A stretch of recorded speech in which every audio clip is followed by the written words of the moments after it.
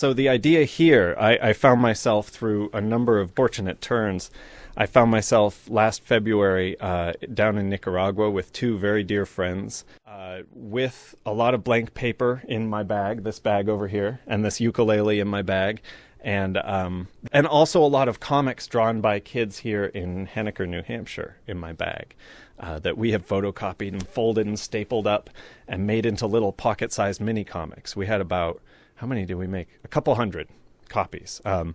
And so we went down there, and the idea was we're going to go to schools, we're going to figure out how people use pictures and words, and in this culture, how what stories they can tell. We're going to help them get those ideas down on paper. We brought a lot of pens and a lot of paper, and we're just going to go out there and see what comes of it, see what we have on paper at the end of about 10 days of traveling around. And I realized pretty early on the way down there, I realized I'm going into classrooms, whether in New Hampshire or in Nicaragua, and I'm asking kids to really document their lives and put their personal voices down on paper and create little worlds that they share with people. And I was thinking, boy, this is going to be an amazing trip no matter what happens, whether it's a total disaster or a total success. We're going to learn a lot. And I don't know what we're going to learn. I have no idea what's going to happen. But I want to mark it, make some kind of mark and make some kind of document. So I started just in the airport in Houston on the way down. I started drawing in a sketchbook that I brought. And it quickly, within a few pages, it quickly turned into what became this book. And the idea here is that I drew it quickly on the road.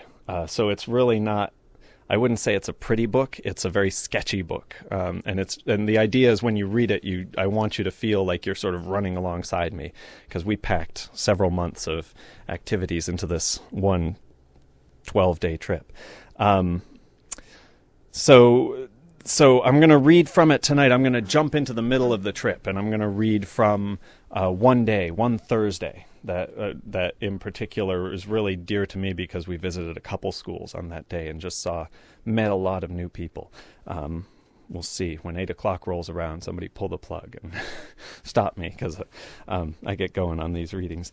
But and it'll give you a sense of sort of that magnified over several days. We'll give you a sense of where we are. But I keep in mind that as you read the book, I want you to feel like, to have sort of two feelings. One, that you're there with me and meeting the people I'm meeting and hearing them talk. I'm sort of there inside my head, too, because you're always hearing me describe and show. But also that you're looking over my shoulder into my sketchbook. So the art reflects the process that created it in a way. So, all right, get reading here, buddy. Here we go. I'll close the cover. Just a quick review of your geography.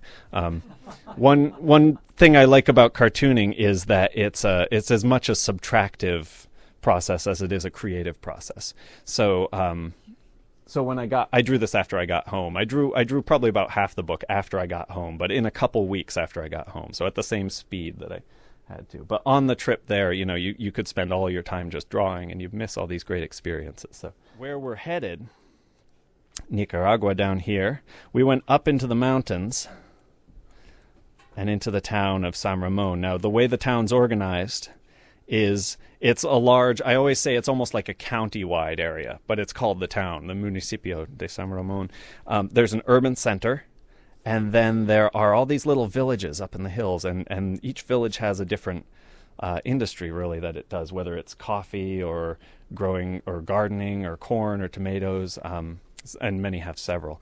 But you can, the further you get out from the urban center, the more and more rural it gets. And actually, one of the days, I'm not going to read up here. If you go further out to El Horno Número Tres, there's actually a tropical pine forest up there, which really reminds me sometimes of New Hampshire.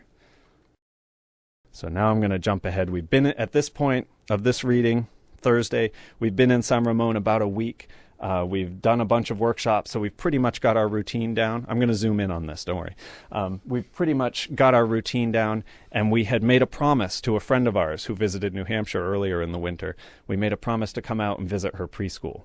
And we thought, well, that'll be pretty easy. It's just 10 or 15 miles down the road. Let's see if we can make it. Another friend of ours, this is the background that we're not reading. Another friend of ours had said, well, I'm leaving early. So and I have to go out and do some scholarship interviews. So if you can get up early and meet me at the bus stop, you can come with me and I'll show you how to get there. Otherwise, we weren't really sure how to get there.